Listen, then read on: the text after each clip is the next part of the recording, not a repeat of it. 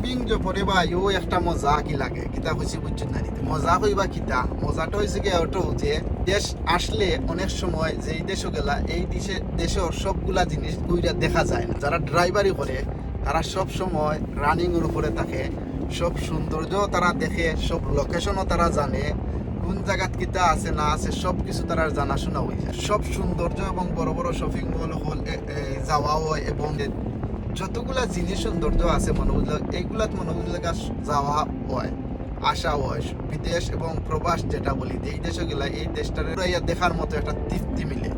তাও মনোবুঝলা কাজের ফাঁকে ফাঁকে দেখা হয়ে যায়। এটার লাগে মনে আলাদা কোনো সময় লাগে না যে ঘুরে ও জিনিস দেখতাম ও জিনিস জানা যাইতাম ইলেখান কোনটা নাই। ড্রাইভিং জব হইলে মনোবুঝলা ডিউটিত যাইবা, ডিউটিও চলবো, পয়সাও কামাইবা, বেতনও আইব, ঘুরা হইব, সৌন্দর্য দেখা হইব, জানা হইব।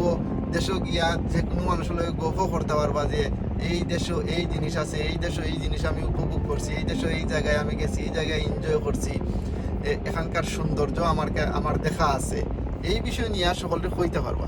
তাই আমি কই কিতা জানি প্রবাসে আইতইলে ড্রাইভিং জব যদি আইয়া করিতে পারেন আর ড্রাইভিং একটা এক্সপিরিয়েন্স নিয়ে আইতে পারেন, একটা স্কিল নিয়ে আইতে পারেন, তবে এই দেশে গাড়িটা চালানো সহজ, একবারে সহজ যদি তার নিয়মটা বুঝতে পারো না। তবে নতুন অবস্থায় আইলে কিছু দিন লাগবো, কিছু সময় লাগবো, হুট করে তো আর কিছু হয় না।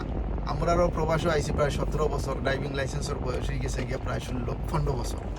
15 বছরে যতগুলা জিনিস দেখছি, তত জায়গাত গেছি। যদি অন্য কোনো জব করতাম মুঠেও যাওয়া হইল না। আমার লাখান হাজার হাজার প্রবাসী হলো আসইন, আমার লগেরও অনেক বন্ধু বান্ধব আসইন যে অন্য কোনো জব করা বারোইবার কোনো চান্স নাই। আর আমরা কিতা ওর ডিউটিও চলে, জায়গাও দেখা ওর ও যে একটা কথা বাংলা হয় নানি খোলাও খাইলাম মেলাও দেখলাম, বুঝছেন নানি। আমরা খোলা খাওয়াও চলে, মেলা দেখাও চলে।